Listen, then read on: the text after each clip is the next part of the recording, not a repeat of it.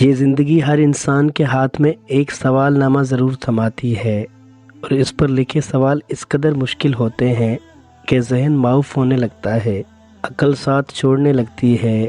صرف ہمت اور حوصلے سے ہی اس امتحان سے سرخرو ہو کر گزرا جا سکتا ہے۔ پریشان ہونے سے، دماغ لڑانے سے، خود کو تھکانے سے کچھ حاصل نہیں ہوتا۔ خواہشات انسان پر غلبہ پا لیں تو انسان سیدھے راستوں کی پہچان کھو لیتا ہے، اور غلط راستوں پر چلنے والوں کو فقط رسوائی اور جگ ہنسائی ملتی ہے۔ ہمارے ماں باپ ہماری جنت ہی تو ہوتے ہیں۔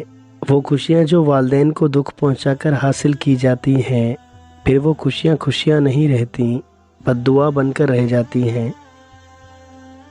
ہم کتنے ہی گھور اندھیروں میں کیوں نہ گر جائیں، ایک ننھی سی روشنی کی کرن ہمارے اندر کہیں نہ کہیں موجود رہتی ہے، اور جو کبھی ایسا کوئی وقت آتا ہے تو وہ روشنی کی کرن پھیلتے پھیلتے ہمارے گرد پھیلے اندھیاروں پر حاوی ہو جاتی ہے۔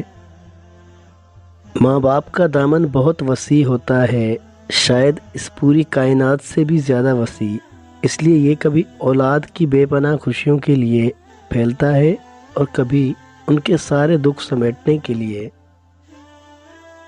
زندگی میں بعض دفعہ ہم یوں ہی چلتے چلتے غلط موڑ مڑ جاتے ہیں۔ تھوڑا سا چلنے کے بعد احساس ہوتا ہے کہ یہ راستہ ہماری منزل کو نہیں جاتا۔ اس لمحے میں وہاں بیٹھ کر خود کو کوسنے سے بہتر ہے کہ بندہ یہ سوچ کر پلٹ جائے کہ کوئی نہ کوئی راستہ تو ہمارا ہوگا نا۔ انسان کسی دوسرے انسان کو جو سب سے زیادہ قیمتی چیز دے سکتا ہے وہ اس کا وقت ہے۔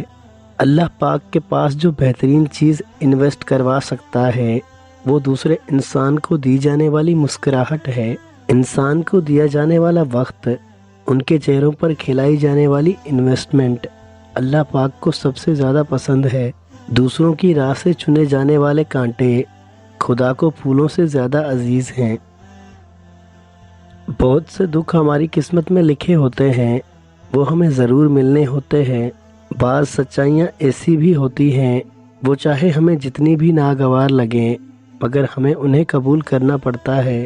انسان ہر وقت خود پر ترس کھاتا رہے، اپنی زندگی میں آنے والے دکھوں کے بارے میں سوچتا رہے تو وہ دکھ اس پر حاوی ہو جاتے ہیں۔ پھر اگر اس کی زندگی میں خوشیاں آتی بھی ہیں تو وہ انہیں دیکھ ہی نہیں پاتا۔